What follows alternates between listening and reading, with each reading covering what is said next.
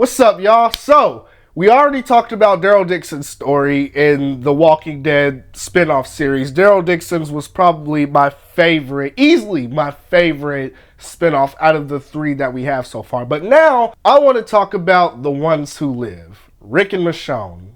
The Walking Dead spin-off, The Ones Who Live, proves that even after 10 plus years, writers, directors, and the actors can still come together to tell great stories filled with emotion, and this definitely was an emotional story. Probably the greatest love story I've ever watched on screen.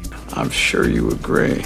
This is all about Rick and Michonne, them finding each other, them saving each other, them against the world. The series follows up after Rick's disappearance in season 9 when he sacrificed himself to save Alexandria, and Michonne's departure when she found out Rick was still alive in season 10 and went out to go look for him. And now we're reintroduced to both characters, but specifically Rick. We see him as a broken man trapped in a military compound called the CRM, the most powerful military force on the planet, who's really been teased since the very first episode of The Walking Dead, all the way back in Atlanta. When Rick spotted that helicopter in the city, that was them. And since then, over the seasons, it's been sprinkled in, and the show just does a really good job of justifying the absence of Rick and Michonne from the main series in a way that feels real. In the beginning,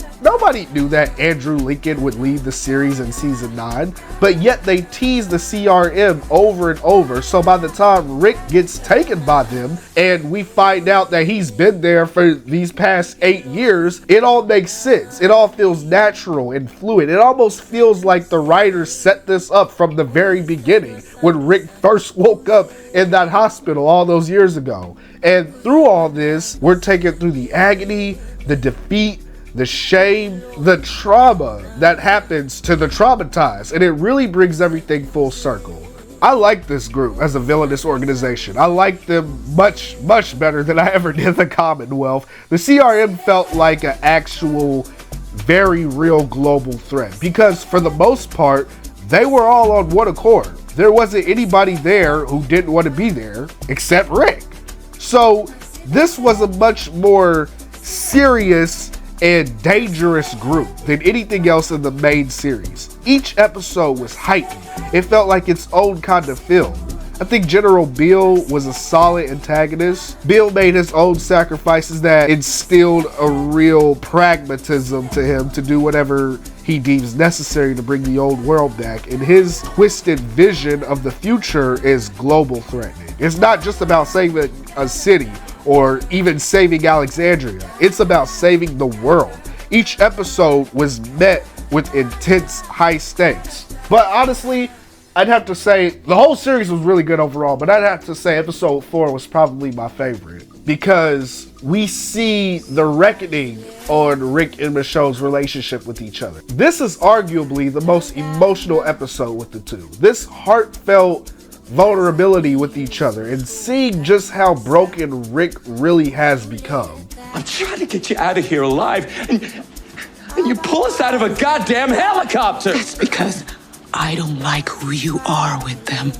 We see how the trauma of the CRM has changed Rick and how it's broken him. He's absolutely defeated. It's crazy because Rick was arguably the strongest protagonist in the Walking Dead series. I mean, we talking about a dude who literally bit someone's throat out. The guy stopped at nothing to achieve his goals. Now, we've seen him broken and defeated before, humiliated even, especially during Negan's arc.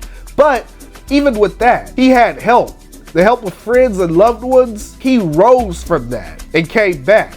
But now, this is totally different, way different. Now we're seeing him in a situation where for years, he's had no friends, no loved ones. He's lost hope, he's lost faith. Every attempt to get home has literally been pointless.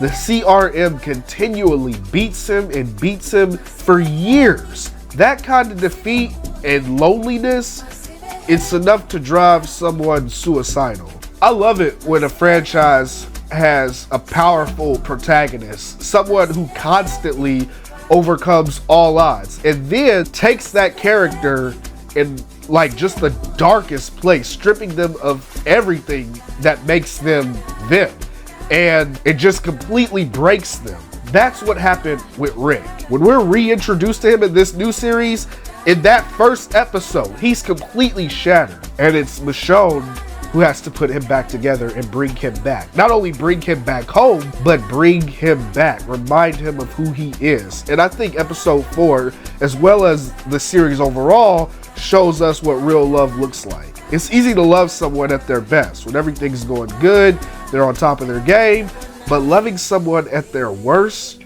when they're pushing you away, when they've given up on themselves, when they're broken, that takes real strength.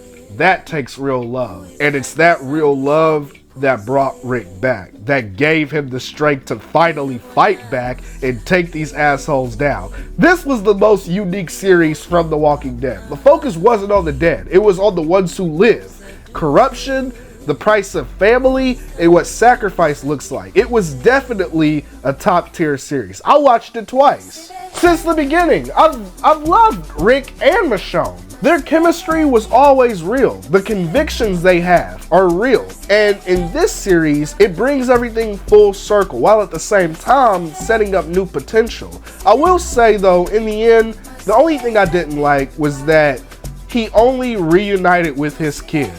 I was hoping to see him walk into Alexandria and reunite with everybody. I mean, you got Carol, Gabriel, Ezekiel, so many more people who haven't seen Rick in almost 10 years. Like, why did he? This would have been the perfect time to reintroduce Rick to everyone. Have him walk into Alexandria, but it's like, y'all, we only, just his kids? That's it. That's it. That was a little disappointing. But other than that, yeah, this was a powerful show. Tracking characters across long stretches of time while still managing to maintain heartfelt emotion and integrity. This, in a nutshell, is a series of two people waging a war to get back to one another, and it is so freaking good.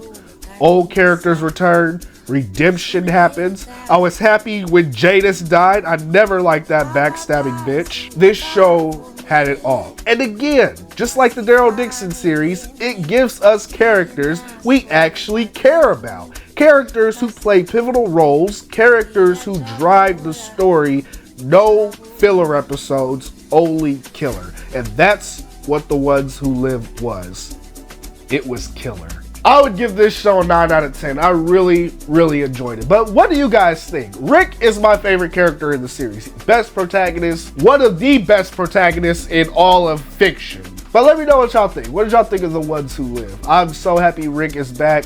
I can't wait for a proper reunion. I want to see Rick reunite with Maggie, Daryl, Negan especially, everybody, King Ezekiel, everybody. I want to see a brand new Walking Dead returns. You know, I want to see a brand new series of The Walking Dead with Rick back. Bring The Walking Dead back. You know, these little spin-off series, they're fine, they're cool, they're dandy, they're all good, but I want the main show back, season 12, or make a brand new series that's like a spin-off series from the original, but a real series. You know, 4 or 5 seasons, 22 episodes a season, something like that. Guys, let me know what you thought of The Ones Who Live. Leave your thoughts down below. Thank you so much for watching, and I'll see you next time.